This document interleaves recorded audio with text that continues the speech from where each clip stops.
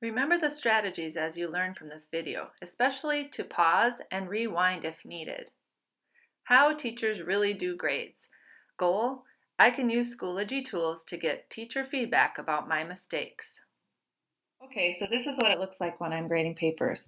First, I would want to know what the rubric is for this assignment, and you should want to know that too. This one is an effort, accuracy and understanding. Many explanations show deep understanding, and scientific language is used often. So then I scroll down to the part of the assignment where there's some student work, and I notice that first of all, right away I see they left this part blank. So I might type something like missing here.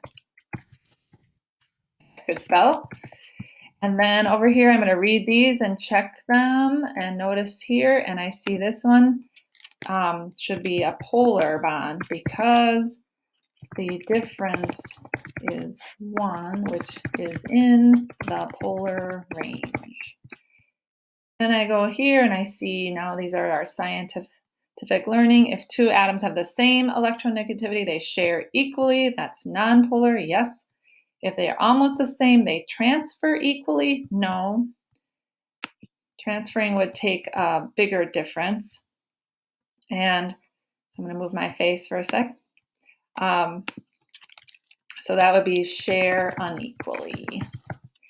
And then the last one, if they're very different, they transfer, and as a result, they're ionic. And so that one is correct.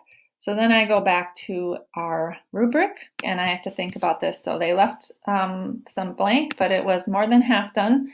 Answers were mostly correct, but because there was missing work, it's hard to see those explanations showing understanding. And there was a couple mistakes. And the scientific language, there was a mistake in the summary. So I would give this person 6 out of 9, and they could read here to see why. Then I might save that. And then I might want to do a comment to that person, something like this, that's already typed here for you. Missing some answers, and please review the vocabulary of polar bonds. And that comment would show up in the grades, but all of these, they would have to open their submission to see. One more thing I could do is I could do an audio recording here, and I might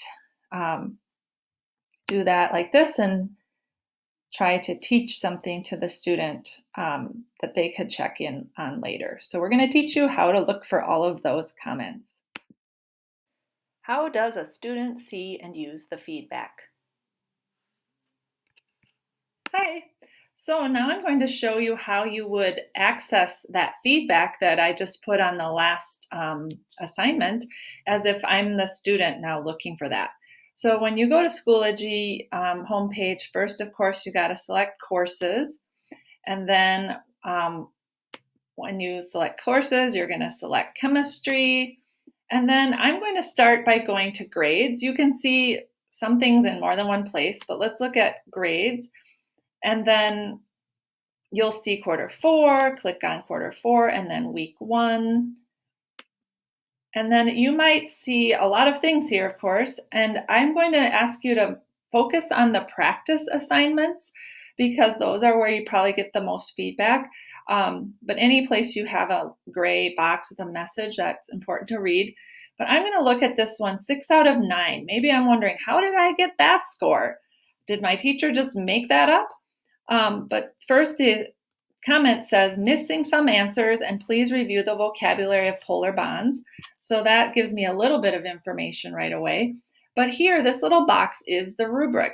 And I don't know how many of you have clicked on that to use the rubric, but I hope that you'll start doing that, because when you click that, you'll see where those 6 points came from. So it was 2 for effort, 2 for accuracy, and 2 for scientific language. And you can even find out more if you click on this little I button for each of these. You'll see what that 2 really means. So when I click on the I button, I see effort for 2. That meant that my assignment was on time and more than half done. To get a 3, I need to make sure my assignment is all done. If I look back again, accuracy, I got a 2 there too. I see answers are mostly correct and explanations show some understanding. To get to a 3, answers are correct and many explanations show deep understanding. And then scientific language, or maybe I don't even know what that meant. Here it is, scientific language. 2, scientific language is used often and vocabulary is sometimes correct. If I want a 3, I need scientific language to be used often and vocabulary almost always correct. So I must have made some mistakes on my assignment. So to find out what my mistakes were, now the teachers don't always have time to mark every mistake, but it's worth checking, but you have to look at materials. So I'm going to click on materials now, and then remember that said week 1, lesson 3. So I'm going to click week 1, and then I'm going to click lesson 3. And then I'm going to find that assignment, which was this 8.8 practice. And when I click on that, I see this. So it's just like I was looking for it the first time when I got it to do my assignment. But this time I'm going to click submissions up here. And there I see my rubric again. And I think I could click here also like we just did. But I'm going to actually click on this assignment down here on your submissions. I'm going to click here. And when I do that, I see the assignment that I submitted. And I'm going to scroll down to see the part where I did some writing as the student. And here's that part. And you see the little yellow Post-its from what my teacher wrote.